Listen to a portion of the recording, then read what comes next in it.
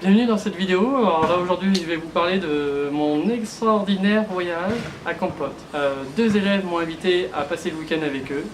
J'ai bien sûr accepté après 4 semaines.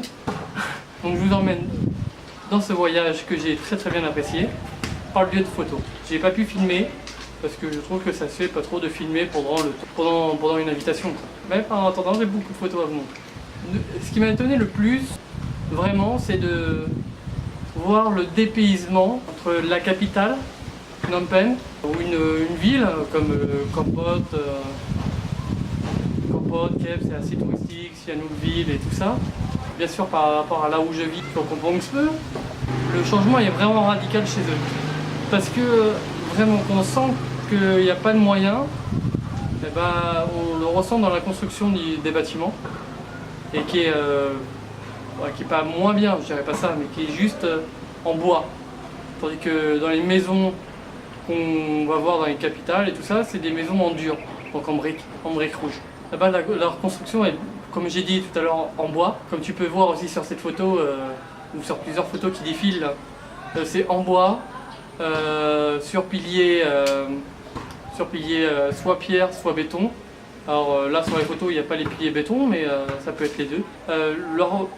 On va dire qu'il y a certaines parties qui m'ont choqué dans leur construction parce que par rapport à mon savoir-faire et à ce que j'ai pu apprendre pendant ma vie, c'est pas trop, on va dire, c'est pas trop dans les règles de l'art. Mais en même temps ils n'ont pas vraiment de règles de l'art ici, ils font eux-mêmes, ça coûte moins cher. Une maison comme tu peux voir ici, ça relève sur environ 2500 $. Donc 2500 $, c'est quand même pas mal, ils ont quand même une belle maison. Ils sont pour autant très ingénieux dans leur système de récupération de l'eau de pluie, dans le sens où vu qu'il n'y a pas d'eau courante qui arrive, il n'y a pas vraiment d'électricité. Ils font venir l'eau courante par rapport à la pluie, vu qu'il pleut assez régulièrement, ou autrement voilà, ça arrive d'une manière ou d'une autre. Autrement ils vont la chercher dans une rivière et après ça ils remplissent leur truc. Et tout est gratuit pour eux du coup de ce côté là, donc il n'y a pas vraiment de charge à avoir. Au niveau de l'électricité, ce qui m'a étonné c'est qu'au début je suis arrivé, il y avait de l'électricité, alors ça doit être alimenté, mais j'ai pas vu de piliers électriques, de fils électriques qui se baladaient en plein milieu de la forêt. Et du coup je me suis dit, mais comment s'alimenter? Et là, en réfléchissant un peu et en fouillant un peu, je suis tombé sur une batterie. Donc leur batterie alimente la lumière du soir. Et j'ai trouvé ça remarquable. Je suis peut-être un enfant qui s'émerveille devant tout et rien, mais ils sont capables de trouver des solutions à des problèmes où ils sont confrontés, un problème oui ou non, à du luxe, sans vraiment avoir des moyens. Leur maison ne ferme pas à clé.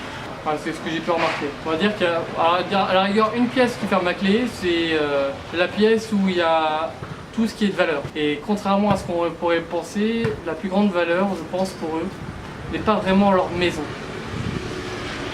Leur plus grande valeur, c'est leur moto, leur moyen de locomotion. Parce que vu que ça coûte très cher, juste pour vous représenter, il y a une maison qui se construit eux-mêmes, ça revient à 2500 $. Et une moto qu'ils achètent neuve, elle représente 2200 $. Quand même, par rapport au prorata, c'est très disparate par rapport à la proportionnalité du bien, quoi. En France, on va payer une moto beaucoup moins cher que la maison. On va payer une maison 100 000, 90 000, 80 000, même 70 000. Une moto, on l'achète quoi? Neuve, 3 000. Je dis 3 000, mais pour une moto, pas pour une grosse moto, quoi. Une grosse moto, bien sûr, on va payer 14 000, mais là, ce qu'on appelle moto ici, c'est 125. Même tout ce qui a un moteur et qui avance sur deux roues, c'est une moto. Ils m'ont aussi emmené, à visiter Kampot, Kep. Alors leur visite, en fait, j'aime pas trop dire ça dans cette manière de là, mais je dirais pas ça. Mais ils s'amusent pas de la même manière que nous. Nous, on va à la mer. Quand on va à la mer, on va se baigner. Quand on va à la montagne, on va se balader en montagne. Mais eux, pas vraiment en fait. Eux, ils prennent la voiture, ils vont à un endroit, ils regardent, ils s'attendent, ils se posent, tranquilles. Ils font pas vraiment les mêmes choses que nous. Alors ça m'a un peu surpris parce que moi je comptais voir pas mal de choses. Je comptais déjà d'ailleurs de voir une plantation de poivre que j'ai pas vue, donc je retournerai voir cette plantation de poivre un autre jour.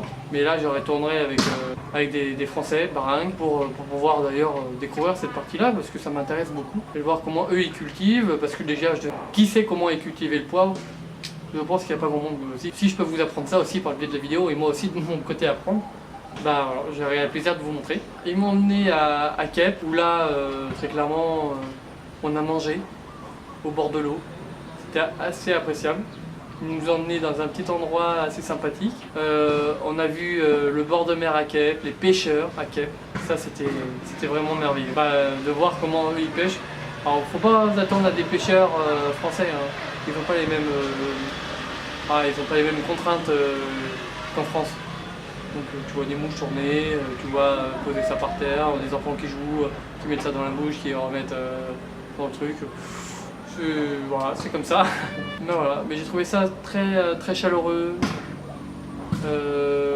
J'ai vu que j'étais avec des Khmers, en plus ils ont baragouiné un peu avec eux. Ils ont parlé un peu avec eux, j'ai trouvé ça très humain comme échange. Malgré que je ne comprenais pas, j'ai trouvé ça humain parce que ils ont répondu, voilà, c'était assez bien. Parce que j'ai surtout adoré, c'était la petite baignade. Parce que aller à la mer, ils se baignent pas à la mer parce qu'elle a un goût salé. Alors moi je dirais même qu'ils sont intelligents en fait. Parce que nous on va se baigner à la mer, mais l'eau elle est salée et puis moi ce qui me concerne, j'aime pas l'eau salée. J'aime pas me baigner et sentir le sel dans la bouche. Donc eux ils sont intelligents, ils vont se baigner dans l'eau douce, dans les rivières. Donc quand on allait se baigner dans une petite rivière, ils sont même lavé les cheveux dans la rivière. Une rivière mais avec du courant, un courant, j'ai essayé de nager, limite s'il y avait le courant plus fort, je partais avec le courant et je revenais pas. Bon, j'y suis quand même revenir au village, hein, comme tu peux voir. Là-bas, comment dirais-je, ils sont, pour changer, ils ont une pudeur que moi j'ai pas trop. Je suis pas très pudique. Je peux très bien me changer devant quelques personnes, ça me gêne pas. Eux, si, un peu plus. Donc voilà, donc ils sont partis aller acheter des shorts pour aller se baigner. Moi, je serais bien resté en boxer.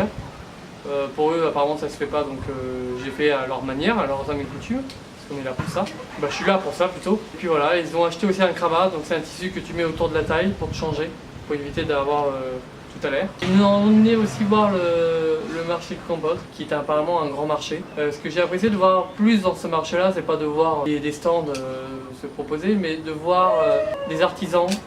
Alors là j'ai eu des artisans maçons, dans mon avis en train d'améliorer un boutique à l'intérieur, mais aussi des bijoutiers en train de travailler. Et alors, franchement moi ce qui m'a le plus plu c'est de voir les bijoutiers travailler. Quand tu vois le bijou fini ça te donne envie d'en acheter. Et quand tu les vois travailler tu te dis ouais, c'est quand même bien, ils ont un savoir-faire. Donc j'essaierai d'à chaque fois que je vois un artisan de vous filmer un peu ce qu'il fait.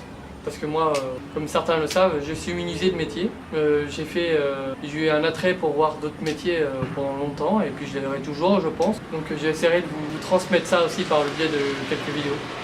Comme ça vous fera voir le savoir-faire du Cambodge. Ils m'ont accueilli comme un roi. Alors, ils m'ont accueilli comme un roi. Alors là, j'ai pas de photo, mais j'ai mangé en un jour 6 repas. Donc on recommence la journée par se lever. Donc il est 7h30, on mange à 8h30, après la douche et tout ça. Donc on mange bien sûr du riz. Hein. À 10h, on peut très bien remanger. Ouais. À midi, midi et demi, on remange encore. Mais c'est pas les petits repas du genre grignotage, hein. C'est du genre repas. Hein. Après ça, dans l'après-midi, bah là on a remangé. Voilà, l'après-midi c'était un peu grignotage, mais on a quand même remangé. Le soir, bah je vous remets ça, on a remangé. Et puis après ça, j'ai été invité à boire une bière chez des personnes. Alors là, on t'invite à boire une bière, on t'invite à boire une bière. On t'invite à manger aussi. Donc je sais pas vraiment combien de repas ça a fait, mais bon, ça fait quand même beaucoup de repas. Le lendemain, t'as pas encore eu le temps de tout digérer, tu sens que t'es lourd le soir pour aller te coucher, t'as même du mal à t'endormir. Tu te lèves le matin, t'as qu'une envie, c'est pas de manger. Et bien qu'est-ce qu'on te propose? Un repas. Un repas, après ça on t'invite à voir un repas de mariage. Donc tu t'installes calmement et on te propose de boire une petite bière que je refusais parce que je reprenais la route après, mais on t'invite aussi à manger. Alors là j'ai gentiment essayé de décliner, mais c'est assez mal vu de décliner pendant un repas de mariage. Donc j'ai quand même mangé un peu, je me suis forcé. Mais je peux vous dire que le reste de la journée, du dimanche, j'ai pas mangé du tout. J'ai bu un thé citron menthe glacé pour essayer de faire passer au niveau du transit intestinal. Donc voilà, parce que le citron a des vertus pour digestif. Et le thé vert a une vertu pour brûleur de graisse. Donc vu ce que j'avais mangé, j'avais au moins besoin de ça. J'ai pris 1 litre de thé, juste pour vous présenter, ça m'a fait énormément de bien. Bien sûr, je suis bien allé aux toilettes après. Le thé, je l'ai bu sur Phnom Penh.